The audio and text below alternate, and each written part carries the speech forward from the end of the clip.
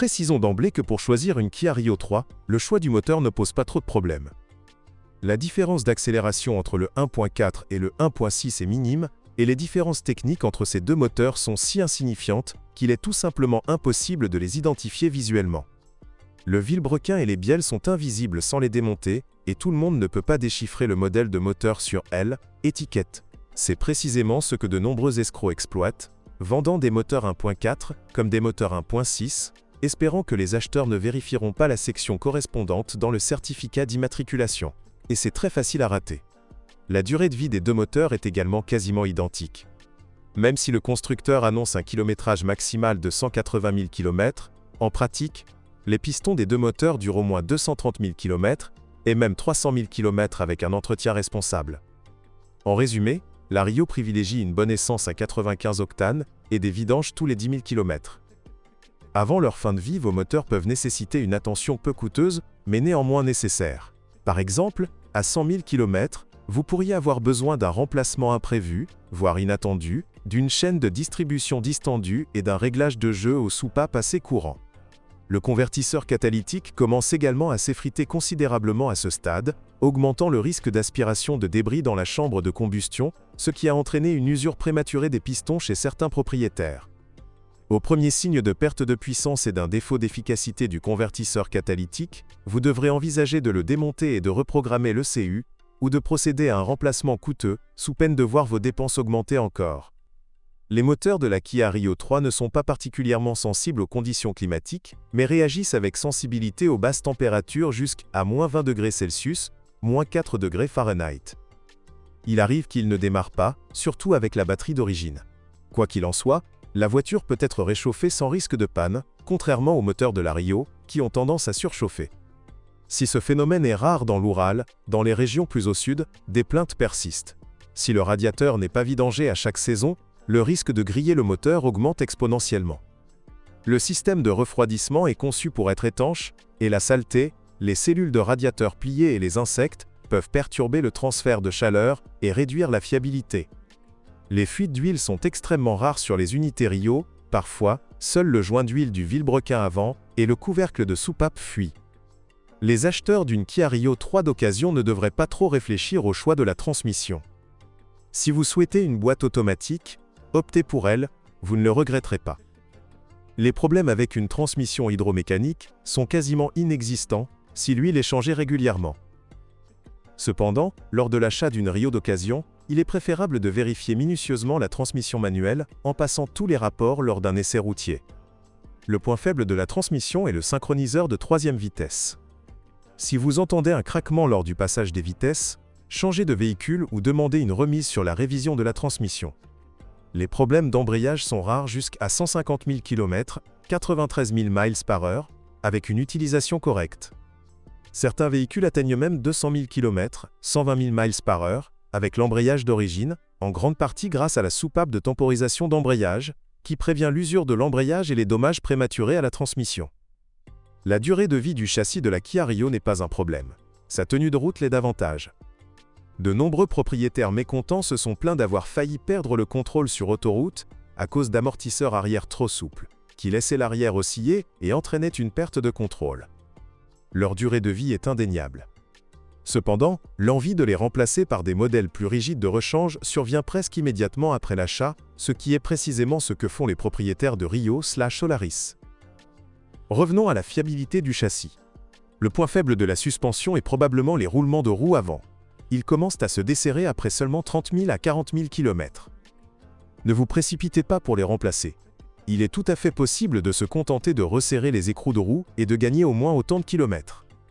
Les bagues de barres stabilisatrices arrivent en 2e position, avec une durée de vie d'environ 100 000 km. Les bagues de bras de suspension avant arrivent en 3e position, avec une durée de vie de 130 à 150 000 km. Les rotules, quant à elles, sont pratiquement indestructibles, pouvant facilement atteindre 250 000 km. Les amortisseurs avant fonctionnent en moyenne pleinement pendant les 100 000 premiers kilomètres. La poutre arrière est toujours insensible aux pannes, ce qui était évident dès le départ, même lors de la première prise en main, si l'on peut appeler cela un dispositif aussi simple. Les pannes sont impossibles. Malheureusement, je ne peux absolument pas recommander la direction, elle est capricieuse. Même en faisant abstraction des fuites de la pompe de direction assistée, réparée sous garantie, il reste de nombreux défauts. Par exemple, la crémaillère de direction. On a l'impression que les constructeurs s'entendent de connivence et s'approvisionnent auprès d'un seul fournisseur, qui fournit à son tour des bagues de guidage de mauvaise qualité. Sur la Rio, des cognements se font entendre après seulement 40 000 km. Le seul point positif est la facilité de réparation, inhérente à tous les mécanismes de ce modèle. Même la crémaillère peut être débruitée à un prix relativement abordable. L'essentiel est de trouver un bon centre de service spécialisé. Malgré son système de direction assistée plutôt efficace, la Rio 3 peut parfois perturber son propriétaire avec un volant rigide. Cela ne devrait pas être un motif d'inquiétude, car ce point faible peut être facilement et simplement corrigé en lubrifiant le joint de cardan de l'arbre de direction. L'essentiel est de ne pas tarder à résoudre le problème, sinon, après la perte de la direction assistée, des cognements dus à un joint de cardan usé apparaîtront et nécessiteront son remplacement. Les embouts de direction peuvent durer en toute sécurité jusqu'à 100 000 km, et la durée de vie dépendra ensuite de l'entretien du conducteur et des conditions de fonctionnement du véhicule.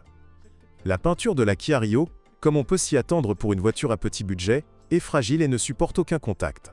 Elle se raye facilement, ce qui rend la voiture peu esthétique après 100 000 km. Il en va de même pour le pare-brise, peu résistant à l'abrasion. Avec le temps, la Rio, comme la Solaris, présente des interstices entre le pare-choc avant et les panneaux de carrosserie adjacents. Les vrais esthètes doivent remplacer les clips.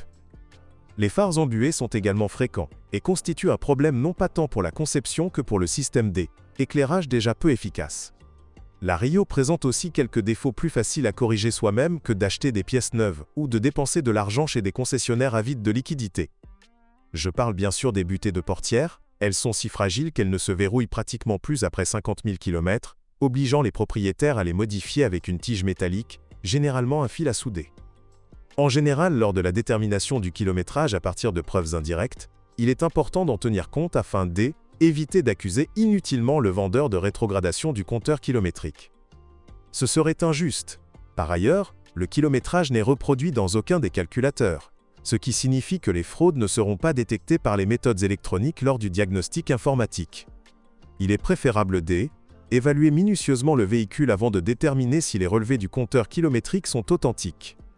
Il convient également de noter que l'intérieur de la Kia Rio n'est pas des plus résistants. Les sièges, le volant et le levier de vitesse s'usent plus vite que prévu. Voici à quoi ressemblent certains éléments intérieurs après 100 000 km. De plus, chaque goutte d'eau laisse des traces. Les grillons s'installent sur le tableau de bord dès les premiers kilomètres et, après 100 km, ils insistent pour sceller complètement le plastique avec une sorte de colle anti-grincement.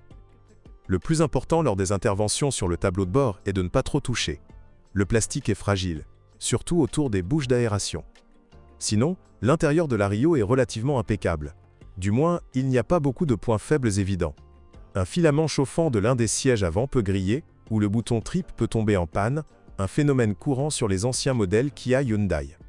Les modèles antérieurs au restylage avaient également tendance à briser les rétroviseurs lorsqu'on activait le chauffage. De nombreux propriétaires sont insatisfaits de leur système de climatisation et de ventilation. La seule solution pour éviter que les vitres ne s'embuent constamment sous la pluie est d'allumer le climatiseur. Il faut le remplir de fréon avant chaque été et nettoyer soigneusement le condenseur. Sinon, son efficacité diminuera sensiblement d'année en année. Lors de l'achat, assurez-vous de vérifier le numéro du moteur. Si ce numéro ne correspond pas à celui indiqué sur le titre de propriété du véhicule, refusez l'achat, car personne ne peut garantir que le moteur n'a pas été volé sur l'un des dizaines de milliers de véhicules.